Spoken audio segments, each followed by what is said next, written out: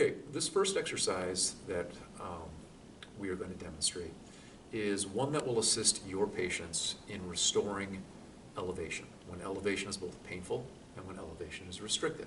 Okay?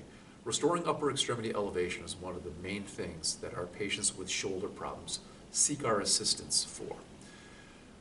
This is called the gear shift oscillation exercise, and it begins like this. We do a small oscillation, barely elevating the arm at all, and this is movement in what we call the toe region of the stress-strain curve. This exercise might be applicable for a patient who recently injured their shoulder, recently suffered a flare-up of a chronic degenerative condition, or is recently post-surgical for a number of different orthopedic shoulder conditions. The exercise progresses in the following way. We begin to increase the amplitude of elevation by moving the arm into what we would call the elastic region of the stress-strain curve, which essentially means moving fluids within the joint, but not significantly stretching soft tissues. The planes of elevation can change.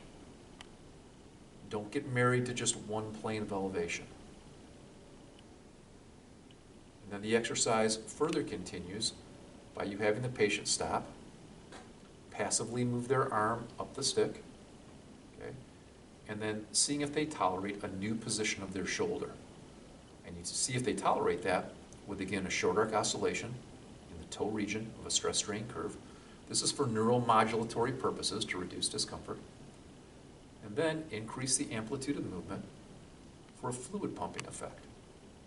And again, attempt to train your patient in more than one plane of elevation. Again, this is the gear shift exercise.